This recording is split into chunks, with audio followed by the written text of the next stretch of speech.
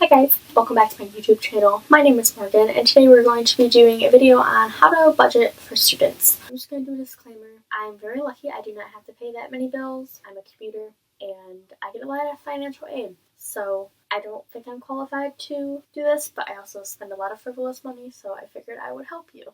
So none of my tips really pertain to that that much, but yeah, I'm just gonna give some things that I think would help me personally and maybe somebody else out there. So the first thing I'm going to recommend is try to pack meals and not buy as much at campus. You'll be more likely to pass by the vending machine. You know that you have a snack in your bag because you'll feel guilty buying something from the vending machine, or you'll be like, why am I going to spend money on that when I have like a granola bar in my bag? Constantly buying food on your campus not only adds up, but it wastes valuable time because you could just pull food out of your bag where you're going. Like if you're going to the library, you could hurry up and pull food out of your bag instead of having to go to wherever they have the food, buy it, and then make your way to where you're going to study. This is something everyone can do, but shop around for your books. This is probably common sense, but there are so many places that you can buy books. You can check your bookstore on the campus. You can check Amazon. They actually have a rental program that a lot of people don't know about. You can go on Kindle. I actually have Amazon Prime, so I can get some of my books on Kindle for free, I think, or like really cheap. There actually might be some free PDFs online. There's also a lot of different websites and stuff you can buy books off of, or just like talk to people that have had those classes before you. You should of course choose a form that works for you. Like don't you get a PDF if you prefer paperback and vice versa. But if your options are open, you might be able to find something cheaper than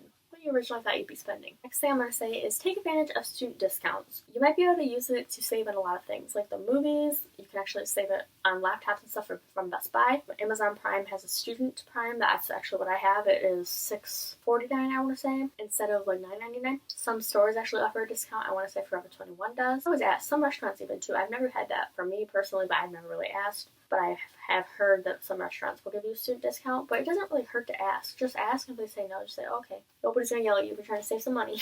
There's also a website or an app. I'm not really familiar with this, but it's called UniDays. You can sign up with your student ID or your student email, and you can get discounts that way. I think that's more for like online shopping, but that's an option too. You can also pay attention to events that your school, city, or any other organization around you is hosting. There could be some free events happening, which will not only give you something to do other than study, but there may be some free stuff there like t-shirts and free food. Might also be a fun way to find a new club or interest that you have, and you can meet new people. Maybe you can find a new place to hang out. I've mentioned this in another video, but find out what services your school offers. My school has a gym that students can use for free, and there's also counseling services and a food pantry. I thought it was worth noting here in this video, even though I've already mentioned it before, because you might be able to save some money by canceling your gym membership and just going to your campus. And lastly, I'm just going to say, sell things that you don't need on places like ThredUp, Poshmark, Craigslist, Facebook Marketplace, wherever people sell things.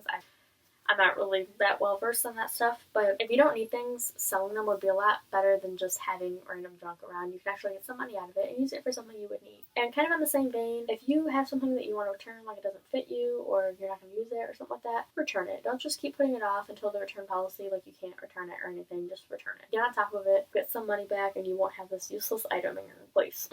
Don't buy things with the mentality of just, oh, I'll just return it if it doesn't fit, or I'll return it if I don't use it. If you have that kind of idea, try it on or don't get it, or like whatever. You know, if you try something on and you end up changing your mind, that's fine, but just try to avoid having to return things if you don't have to, if you get what I mean. Yeah, I know this video was short and I'm not exactly the best person to be giving advice like this, but I hope you found that helpful in any way. Let me know down below. If you have any other tips, that'd be good to know. Comment down below and tell other people, and I will see you in my next video. Bye guys!